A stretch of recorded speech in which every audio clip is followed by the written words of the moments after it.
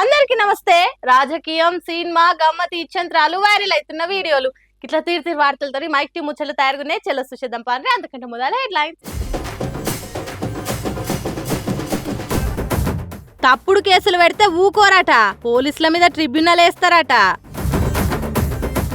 One time settlement వద్దన్న రైతులు okay అంటే తర్వాత ఉట్టాయట అప్పులు. కేసీఆర్ ముచ్చట చెప్పి రేవంత్ రెడ్డి వీడియో, బల్మురి వెంకట్ ఇన్పిచ్చిండు ఆడియో. గ్రూప్ 1 పరీక్షలల్లో మొత్తం మోసమేనట, కొందరిని సపరేట్ గా పరీక్షలు రాయించిండ్రట. టాటూలతో వస్తుందట క్యాన్సర్, వద్దని చూపిస్తే ఇంకెక్కువ అవుతుందట బీమార్. రైతుల రుణమాఫీ మీద ఎమ్మెల్యేలు, మాజీ మంత్రులు సర్కార్ను ఎన్నిసార్లు నిలదీసినా సర్కార్ సప్పుడు లేదు. మొత్తం రుణమాఫీ అయిందా అంటే పోయిన సర్కార్ ఇట్లా చేసింది అట్లా చేసింది అని పాత ముచ్చట్లు చెప్తున్నారు, కానీ పూర్తిగా రుణమాఫీ చేసినామని చెప్పుకుంటలేరు. కానీ ఎన్నికల ముందేమో హామీ ఇచ్చి రుణమాఫీ గ్యారంటీగా చేస్తామని చెప్పుకున్నది. హగో అందుకే రైతన్నలు ఏం చేస్తున్నారో చూడండి. మాట అన్నోడు మర్చిపోతాడు కావచ్చు, కానీ మనసు గాయమైనోడు మర్చిపోతాడా? అందుకే కాంగ్రెస్ పార్టీ సర్కార్ వస్తే రుణం మొత్తం మాఫీ చేస్తా అన్నది కాబట్టి మా బాకీలను బ్యాంకులకు గట్టం అని బతిలాడినరు బ్యాంక్ ఆఫీసర్లతోని. మీరు తీసుకున్న అప్పుకు మిత్తి పెరిగింది, అసలు గట్టక మిత్తి గట్టకుంటుంటే ఎట్లా? కాబట్టి ఎంతో కొంత పైసలను వన్ టైం సెటిల్మెంట్ కింద కట్టుండ్రి అని బ్యాంక్ ఆఫీసర్లు అడిగినరట. మేము అట్లెందుకు చేస్తాం? వన్ టైం సెటిల్మెంట్ అంటే మా పేరు బాకీలు ఎగ్గొట్టినోళ్ళ కిందికి వస్తుంది, అప్పులు తీర్చని మొండోళ్ళ కిందికి వస్తుంది. అట్లయితే ఇంకోసారి లోన్లు రాకుండా అవుతుంది. కాబట్టి మేము వన్ టైం సెటిల్మెంట్ చేసుకోము అని వాదనకు దిగిండ్రు రైతులు. దాదాపు 2,12,00,000 మా సొసైటీకి వచ్చింది. 2014లో తీసుకున్న రైతుల రుణాలు మరి ఎందుకు మాకు రాలేదు? ఈ పైసలు ఎటువైంది? ఒకటి. అదేవిధంగా రైతుల దగ్గర రుణాలు వసూలు చేసి 1,66,000 రూపాయలు, 1,66,00,000 రూపాయలు రుణం రైతుల దగ్గర వసూలు చేసి ఆ డబ్బు సొసైటీ మాకు అది కావాలి. కాంగ్రెస్ పార్టీలు ఎన్ని కష్టాలు వచ్చినా మీ రుణాలు మాఫీ చేస్తాం అని కుద్దుగా చెప్పిండ్రు. ఇప్పుడు వన్ టైం సెటిల్మెంట్ అంటున్నారేంది? అంటే మమ్ములను బాకీలు ఎగ్గొట్టేటోళ్ళ కిందేస్తారా? రుణం తీరుస్తామని సెంటిమెంట్ మాటలు చెప్పి ఇప్పుడు సెటిల్మెంట్ అంటే ఎట్లా? 21,000 కోట్లు రుణమాఫీ చేసినాం అని చెప్పుకుంటున్నారు కదా, మరి ఆ పైసలు ఏడికి పోయినాయి? మా రుణాలు ఎందుకు మాఫీ కాలేదు అని గట్టిగానే నిలదీస్తున్నారు రైతులు. నిర్మల్ జిల్లా ఖానాపూర్ మండలం సత్తనపల్లి ఊర్లే పిఏసిఎస్ఓలు one time loan settlement program పెట్టిండ్రు. దానికి వచ్చిన ఎస్బీఐ బ్యాంక్ ఆఫీసర్లు రైతులు నిలదీసుడుతోని బిత్తరపోయినరట. చూడుండ్రి, కాంగ్రెస్ సర్కార్ చేస్తున్న పనులకు ఆఫీసర్లకు రైతులకు ఎసొంటి తిప్పలొచ్చిందో ఏందో ఏమో. పోన్రి, ఏం గోసరా నాయనా ఇది. ఇగో నా చేతికి పచ్చబొట్టుంది చూసిరా, మా నాయనమ్మ పేరు. ఆమె మీదున్న పాయరంతో చిన్న ఉన్నప్పుడే వేయించుకున్నా. అటెనక ఆమె చచ్చిపోయినాక ఆమె గుర్తులు ఏమన్నా మిగిలినాయి అంటే అది ఒక్కటే. ఇట్లా ఎవరో ఒకరు ప్రేమతోని పచ్చబొట్లు వేయించుకుంటూనే ఉంటారు. సరే, ప్రేమతో వేయించుకుర్రంటే ఏమన్నా అనొచ్చు, కానీ కొందరు ఉంటారు చూడుర్రి, పెయ్యి మొత్తం అవే ఉంటాయి. అట్లా చేస్తే పానానికి ఎంత ముప్పో తెలుసా? అయితే మేం చెప్తాం వినుర్రి. వయసోళ్ళు, పెద్దోళ్ళు, ముసలోళ్ళు అందరూ మంచిగా శవన పెట్టుర్రి. మేమేం చెప్తున్నామో సక్కగినుర్రి. ఇవాళ రేపు ఎవలని చూడు ఏన్నవో తాన పచ్చబొట్లు ఒడిపించుకుంటూనే ఉన్నారు. అప్పటోళ్ళు వీటిని పచ్చబొట్టు అనేటోళ్ళు, కానీ ఇప్పుడు సోకుగా టాటూస్ అని పిలుస్తురుగా. సరదా కోసమో ఇష్టంతోనో పెయ్యి మీద టాటూలు ఒడిపిస్తురు, గాని అది మన పానానికి చాలా ముప్పు తెస్తుందట. బిఎంసి పబ్లిక్ హెల్త్ అధ్యయనం ప్రకారం టాటూ ఎంత పెద్ద ఉంటే క్యాన్సర్ అంత ఎక్కువ వస్తుందట. ఎందుకంటే టాటూలు వేస్తందుకు వాడే సిరా మన పెయ్యిల కడమ కణాలతో కలిసినప్పుడు క్యాన్సర్ షురువు అవుతుందట. ఈ సిరాలుండే కార్బన్ బ్లాక్ క్యాన్సర్ కు దారి తీస్తుందని international agency for research on cancer తెలిసింది. 2,000 మంది కౌలల మీద పరిశోధన చేస్తే టాటూ లేనోళ్ళ కంటే ఏపిచ్చుకున్నోళ్ళకే 62% క్యాన్సర్ ముప్పు ఉందట. వీటి వల్ల ఎక్కువ చర్మ క్యాన్సర్ వచ్చే ముప్పు 137% ఉంటే బ్లడ్ క్యాన్సర్ ముప్పు 173% పెరుగుతుందట. ఇప్పుడు ఇదంతా తెలిసి ఉన్నట్టుండి పోయి టాటూలు తీపించుకుందామని చూసినా ఇంకెక్కువ పరిశానే ఉన్నది. ఎందుకంటే టాటూలు తీస్తందుకు లేజర్ వాడతారు కదా. హగో దానివల్ల మన పెయ్యి నుంచి అజో కాంపౌండ్స్ బయటికెళ్ళి క్యాన్సర్ను ఇంకెక్కువ పెంచుతుందట. సమజైందా ఏం చెప్తున్నామో? టాటూ ఏపిచ్చుకున్న బాధనే, తీపిచ్చుకున్నా ఇంకే ఎక్కువ బాధనే. కాబట్టి ఈ అడ్డమైన సోకులన్నీ పక్కకు పెట్టి ఏం లొల్లి పంచాదులు లేకుండా ఈ క్యాన్సర్ బీమారి నుండి మిమ్మల్ని మీరు కాపాడుకోర్రి. పానం కంటే సోకు ఎక్కువ కాదు కదా. లేదు మీరేంది చెప్పేది, ఇసొంటి మస్తు విన్నాం అనుకుంటే మాత్రం సచ్చేదాకా క్యాన్సర్ తోని ఫుట్బాల్ ఆడుకోర్రి. ఎంత మీరు బాహుబలి సినిమాల పచ్చాబొట్టేసిన అనే పాట చూసి ఇన్స్పైర్ అయ్యి టాటూ లేపించుకుంటే మాత్రం ఎవ్వలం ఏం చేయలేం. మీ గొయ్యి మీరే దవ్వుకున్నోళ్ళు అవుతారు. పైలమ్మలా తెలంగాణ మంత్రులను గాలి మోటార్ ఇడుస్తలేదో లేకుంటే వాళ్ళకు గాలి మోటార్ లేకుంటే గాయ అవుతున్నదో మనకు తెలియదు కానీ కారు బస్సులలో ప్రయాణాలు బంద్ పెట్టి గాలి మోటార్లు ఎక్కి సీదా అనుకున్న కాడ దిగుతున్నారు. అధికారం వాళ్ళ చేతులున్నది, గాయంత దిగరా అని ఇక్కడ ఏదో లొల్లి అవుతున్నది. చూద్దాం పాండ్రి.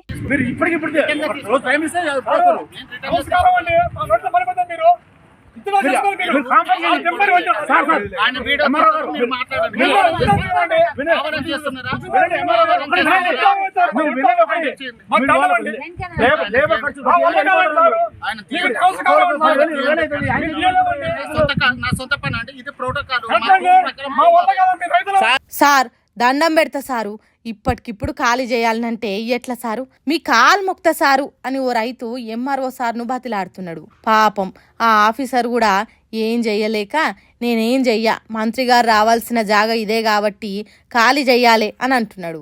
ఇంతకు లొల్లేందంటే సూర్యాపేట జిల్లా నేరేడు చెర్లకు మంత్రి గారు గాలి మోటార్ల రాబోతున్నాడట. రైతులు యాసంగి వడ్లను ఎండవోసుకున్న పొలంలని గాలి మోటార్ దిగుతుందట. ఆ గాలి మోటార్ ఇక్కడ దిగితే వడ్లుంటాయా? ఒక్క గింజ కూడా మిగిలకుట లేచిపోతాయి. పర్దాలు, పట్టాలు, షెట్టు కోటి, పుట్ట కోట అవుతాయి. ఈ వడ్లన్నీ ఇట్లా ఆరబోసినాయి, ఒకసారి హెలికాప్టర్ వస్తాయి, మొత్తం లేచిపోతాయి, ఒక్క గింజ కూడా మిగలదు. హాగో అందుకే హెలికాప్టర్ దింపేదానికి ఉపాయం చేస్తున్న ఆఫీసర్లకు చేతులు జోడించి మొక్కుతున్నారు. నోటికాడికి వచ్చిన పంట ఆగమైతుంటే చూసుకుంటూ ఊకునుడు రైతుల వల్ల అవుతుందా? అందుకే కాళ్ళేలు పట్టుకొని బతిలాడుతున్నారు. మళ్ళా ఒక్కలిద్దరు కాదు, ఎకరాల కొద్దీ ఎడల్పులా వడ్లెండ పోసుకున్నారు.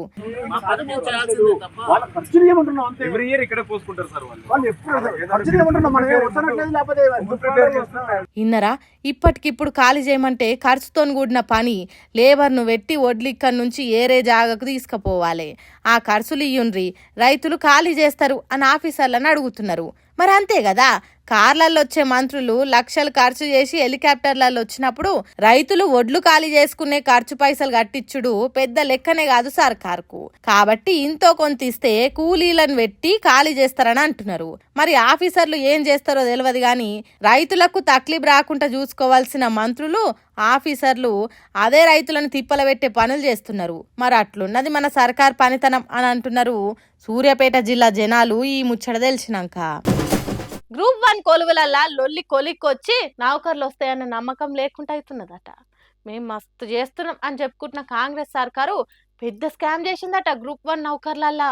హాగు అదేందో చూడురి. ఇవాళ అన్ని తప్పిదాలే ఇలా కనబడతా ఉన్నాయి. టీజీపీఎస్ లో వాళ్ళు జిఆర్ఎల్ ఎందుకు ఇస్తలేరు? ఎందుకు భయపడుతున్నారు? మరి గ్రూప్ 2 జిఆర్ఎల్ ఇచ్చారు, గ్రూప్ 3 జిఆర్ఎల్ ఇచ్చారు, జేఎల్ జిఆర్ఎల్ ఇచ్చారు. జేఎల్ సంబంధించినటువంటి అయిపోయిన ఎగ్జామ్ సంబంధించినటువంటి అన్ని ఆన్లైన్ పేపర్స్ అన్ని పబ్లిక్ డొమైన్ లో పెట్టారు, ఎవరు వాళ్ళకి పర్సనల్ పెట్టారు. మరి గ్రూప్ 1 పేపర్లు ఎందుకు పెడతలేరు? అన్ని పరీక్షల మార్కుల లిస్టు పేర్లు పెట్టిండ్రు గాని గ్రూప్ 1 పెట్టనందుకు అనుమానాలు వస్తున్నాయట. ఆ అనుమానం ఏంటిదో మీరే చెప్పుండ్రి. గ్రూప్ 1 లో ఏదో మతలబు జరిగింది. నేనేమంటున్నంటే బ్యాక్ డోర్ ద్వారా ఉద్యోగాలు అమ్మారు అని నేను బలంగా ఆరోపణ చేస్తున్నా. ఇన్నరా కొంతమంది కావాల్సిన వాళ్ళను ఏరే కాడ ఎక్కువ మార్కులు వచ్చేటట్టు పరీక్షలు రాయించిండ్రట. మరి ఆ ముచ్చట నీకు అట్లెట్లా తెలిసిందన్నా అని అడిగితే ఏమంటున్నాడు ఈనుండ్రి. ఈ గ్రూప్ 1 లో ఎస్సీలు ఎంతమంది అంటే 3% మంది టాప్ 100 ఉన్న వాళ్ళు, ఎస్టీలు ఎంతమంది అంటే 5% మంది ఉన్నారు. మరి ఓసీలు 44% మంది ఎట్లొచ్చారు? వాళ్ళ జనాభా ఉన్నది 10% అయితే 44% మంది అంటే ఓపెన్ లో ఉన్న ఉద్యోగాలు మొత్తం వన్ సైడ్ గా కొల్లగొట్టడం కోసమే ఈ రేవంత్ రెడ్డి గవర్నమెంట్, రెడ్డి గవర్నమెంట్ ఇవాళ బీసీలకు, ఎస్సీలకు, ఎస్టీలకు అన్యాయం చేసి ఉద్యోగాలు కొల్లగొడుతుంది. ఆ ఓసీ వర్గానికి సంబంధించిన వాళ్ళు బ్యాక్ డోర్ ద్వారా 200 ఉద్యోగాలు అమ్మేస్తున్నారు. వాళ్ళ అనుచర వర్గానికి ఉద్యోగాలు ఇస్తున్నారు. రాష్ట్ర చరిత్రనే హాగో కంత మోసం ఉన్నదట. ఎక్కువ జనాభా ఉన్నోళ్లకు ఎందుకు తక్కువ మార్కులు వస్తాయి, తక్కువ జనం ఉన్నోళ్లకు ఎందుకు ఎక్కువ మార్కులు వస్తాయి? సొంత కులపోళ్లకు మేలు చేసేటానికి అవినీతి చేసిండ్రు అని అంటున్నారు. తెలుగు మీడియం వాళ్ళ తీవ్ర అన్యాయం చేశారు. ఎంత అన్యాయం చేశారు? ఇలా సీతక్కనేమో అసెంబ్లీలో తెలుగులో మాట్లాడుతుంది. సీతక్క ఇంగ్లీష్ లో మాట్లాడంటే నాకు ఇంగ్లీష్ రాదంటది, నాకు ఉర్దూ రాదంటది, తెలుగులో మాట్లాడుతుంది. రేవంత్ రెడ్డికి ఇంగ్లీష్ రాదు, ఆయన ఇంటర్నేషనల్ వేదికల మీద పోయి తెలుగులో మాట్లాడతాడు. ఇక్కడ తెలుగు మీడియంలో ఎగ్జామ్ రాసిన వాడికి మార్కులు వేయరు. ఇగో ఇట్లా తప్పుల తడక తీరుగున్నదట. గ్రూప్ 1 పరీక్షల ఫలితాలు పెద్ద మోసమే జరిగిందని అంటున్నారు. ఇక విఠలన్న మాట్లాడుకుంటా, దయచేసి రేవంత్ రెడ్డి గారు ఈ సమస్యలకి పరిష్కరించండి. ఎందుకు మీరు హడావుడిగా జేఎన్టీయూకి కాంట్రాక్ట్ ఇచ్చారు? జేఎన్టీయూకి కాంట్రాక్ట్ ఇచ్చి హడావుడిగా డిగ్రీ కాలేజీ లెక్చరర్లతోటి, జూనియర్ కాలేజీ లెక్చరర్లతోటి ఎందుకు దిద్దిపించారు? 18 సబ్జెక్టులు ఉంటే 12 మంది సబ్జెక్ట్ ఎక్స్పర్ట్స్ నే ఎందుకు పెట్టారు? ఒక సోషియాలజీ ప్రొఫెసర్, ఒక సోషియాలజీ లెక్చరర్ ఎకనామిక్స్ పేపర్లు ఏ విధంగా దిద్దుతాడు?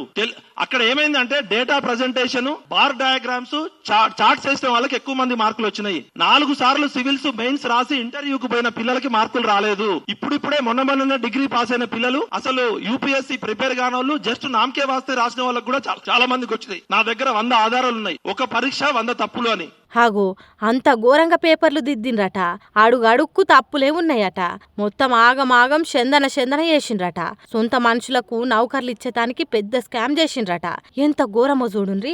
అంతేకాదు గ్రూప్ 1 నౌకర్లు న్యాయంగా నింపాలే అనే కొట్లాటలా ఓ మంచి జీవి తీసుకునేటట్టు కూడా సర్కారు చేసిందని ఇగో గీ అన్న చెప్తున్నాడు. ఇనుండ్రి. అశోక్ నగర్ దగ్గర తెల్లందాక కూర్చున్నప్పుడు ఒక చెల్లె ఆడ కూర్చొని చాలా నినాదాలు ఇస్తుండే, స్లోగన్స్ ఇస్తుంటే, అమ్మాయి ఏంటంటే ఇంట్లో మీద డిపెండ్ కాకుండా ఇక్కడికి వచ్చి చిన్న నౌకరు చేసుకుంటా సివిల్స్ ప్రిపేర్ అవుదామని చెప్పి ప్రిపేర్ అవుతా ఉండే.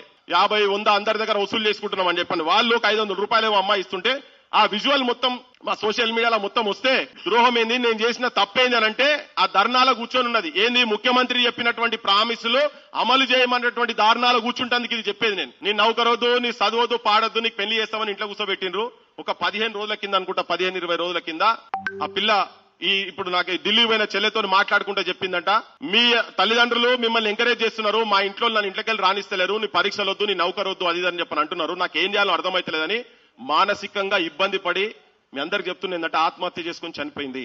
ఆగో అట్లా చేస్తున్నదట కాంగ్రెస్ సర్కారు. కొలువుల కోసం కొట్లాడుతున్నోళ్ళ బతుకులు ఎట్లా ఆగం చేస్తున్నారో చూడుండ్రి అని అంటున్నాడు. కోరుకొని తెచ్చుకున్న సర్కారు ఇట్లా చేస్తే సంవత్సరాలు కుర్చీలలో కూర్చొని చదువుకున్నోళ్ళ పరిస్థితి ఏం కావాలి? అలా బతుకులు ఏడవైనా పర్వాలేదా అని అంటున్నారు నిరుద్యోగులు. అందుకే రాబోయే కాలంలో పెద్ద పోరాటం చేస్తాం అని అంటున్నారు. మరి చూడాలి గ్రూప్ 1 కొలువుల కొట్లాట ఎంతవరకు పోతుందో, సర్కారీలకు ఎట్లా న్యాయం చేస్తుందో. ముఖ్యమంత్రి అనేటోళ్ళు బూతులు మాట్లాడతాడా అని మా సీఎం రేవంత్ రెడ్డిని అంటుండ్రు. పోయిన సర్కార్లా సీఎం కేసీఆర్ బూతులు ఎట్లా మాట్లాడేదో మీకు తెలుసా? తెలియకుంటే చూడుండ్రి అని కాంగ్రెస్ పార్టీ ఎమ్మెల్సీ బల్మూరు వెంకటు చూపెడుతున్నాడు. చూడుండ్రి. నేను ఒక్కసారి మీకు వీడియో చూపిస్తా. చూయించుండ్రి సార్. మాజీ ముఖ్యమంత్రి కేసీఆర్ మాటలినక చాలా రోజులాయే. చూయించుండ్రి. పరిస్థితి ఏ రకంగా ఉండే, ఏమైందని చెప్పి మీకు కనీస ఆలోచన ఉంటది.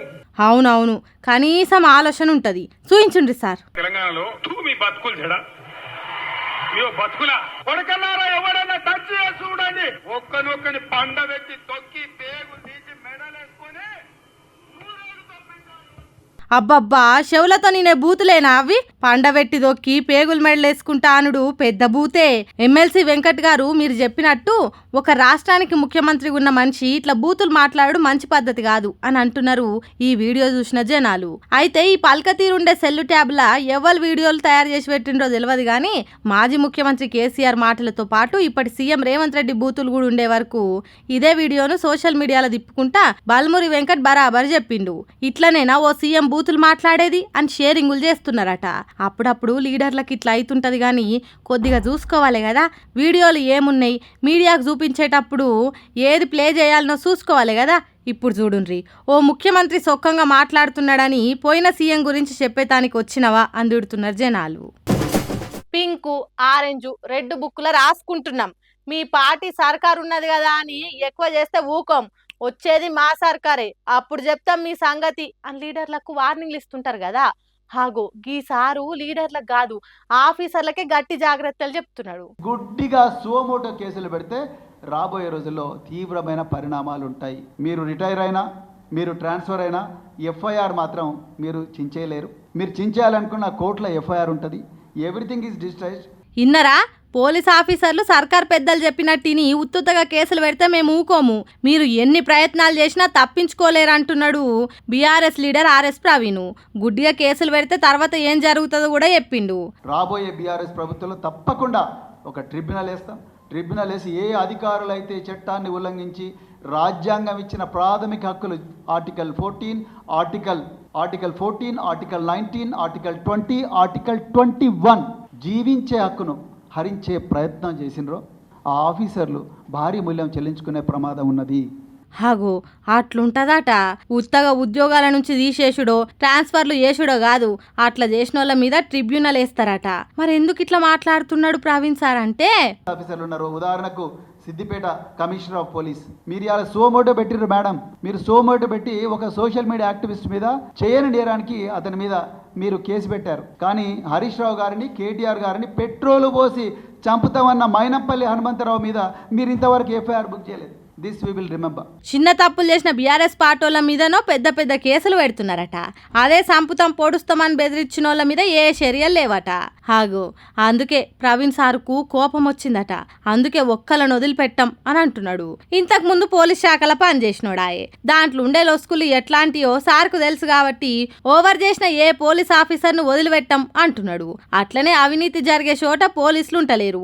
ప్రజలకు న్యాయం కావాలని అడిగే కాడ మాత్రం అడుగడుగు పోలీసులు ఉంటున్నారు. ఇది తెలంగాణకు మంచిది కాదన్నట్టు మాట్లాడిండు. ఓ ఇట్లా పోలీసులు చేస్తున్న తప్పుల మీద ఎప్పటి నుంచో కన్నేసినోని తీరుగా అన్ని చెప్పిండు. మరి చూడాలే రాబోయే కాలంలో ఏం జరుగుతుందని.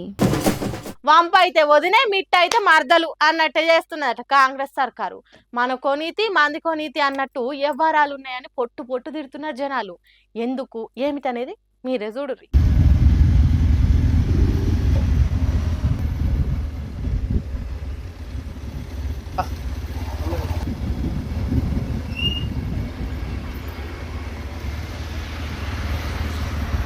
చూసిండ్రా వాళ్ళ అయ్య జాగిర అయినట్టు ఫ్లెక్సీలు ఎట్లా కట్టిండ్రో సెక్రటేరియట్కు. వాటిని తీసినోడు లేడు, కడుతుంటే వద్దు అన్నోడు లేడు.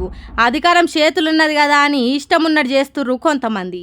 కానీ ప్రతిపక్ష పార్టీల ఫ్లెక్సీలు శౌరస్థాలలో ఏడ కట్టినా 10 నిమిషాలలో తీసివారేస్తున్నారు. ఇదెక్కడి న్యాయం? చట్టం ముందు అందరు సమానమే అని చెప్తుంది కదా రాజ్యాంగం. మరి ఇదేంది? అధికారంలో ఉన్నోళ్లకు ఒక న్యాయం, లేకుంటే ఇంకో న్యాయమా? బాజాప్తా సెక్రటేరియట్ గేట్లకు, కాంపౌండ్ కడ్డీలకు ఫ్లెక్సీలు కట్టుడంటే ఎంత పెద్ద ముచ్చట ఏం కదా.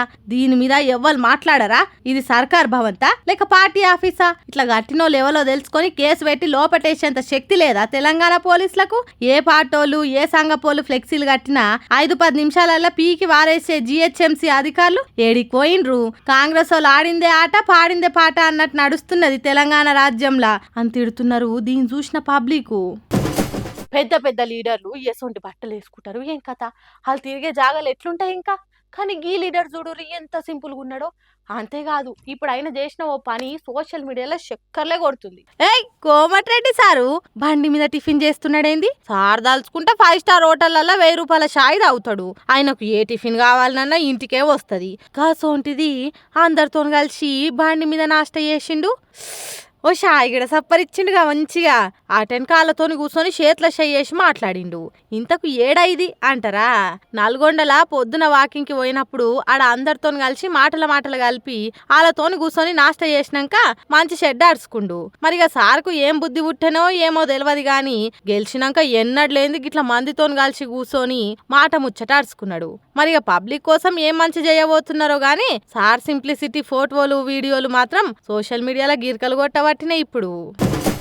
అబ్బా ఎన్నేండ్లకు ఒకరు పులి ఇంకొకరు సింహం, ఇద్దరు పోటీ పడితే ఎప్పటికీ సింహమే గెలిచేది.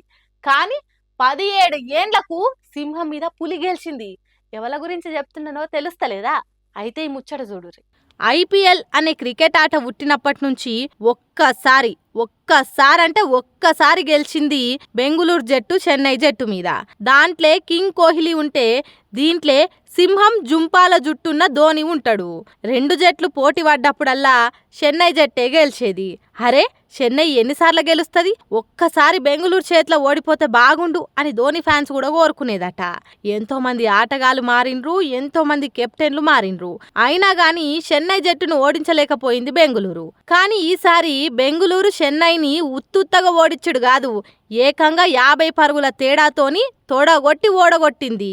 కెప్టెన్ రజత్ పాటీదార్ బాల్ను కొడితే మందిలవడి దొరకకుండా అయింది. చెండు వచ్చుడే ఆల్చం, దంచుతే గ్రౌండ్ దాటిపోవుడే అనుకోరాదుండ్రి. చెన్నై జట్టును వాళ్ళ గడ్డ మీదనే ఓడించి గర్జించిండు. పెద్ద ఆశలేం లేకుంటొచ్చిన బెంగళూరు జట్టు ఈసారి వచ్చుడే 2 జట్టులను ఓడించి 4 పాయింట్లు ఖాతాలేసుకున్నది. పులి చూపులు చిరుతురుకులుండే కింగ్ కోహ్లీ ఉన్న జట్టు ఈసారి IPL కప్పు కొట్టేటట్టే ఉన్నది అని అంటున్నారు వీళ్ళ ఊపు చూస్తుంటే. బెంగళూరు జట్టు జోరు, కోహ్లీ ఆకలి చూస్తుంటే అది ఈసారి నిజమయ్యేటట్టే ఉన్నది అని అంటున్నారు IPL చూసే జనాలు. మరి చూడాలి ఫలితాలు ఎట్లా తారుమారు కాబోతాయో, ఏ జట్టు కప్పు ఎగరేసుకపోతుందో. చూసారానులా నేను పట్టుకొచ్చిన ముచ్చట్లు ఎట్లున్నాయి, ఇంకిన్ని ముచ్చట్లతోటి మళ్ళీ కలుద్దాం. అప్పటిదాకా చూస్తూనే ఉండండి మైక్ టీ ముచ్చట్లు.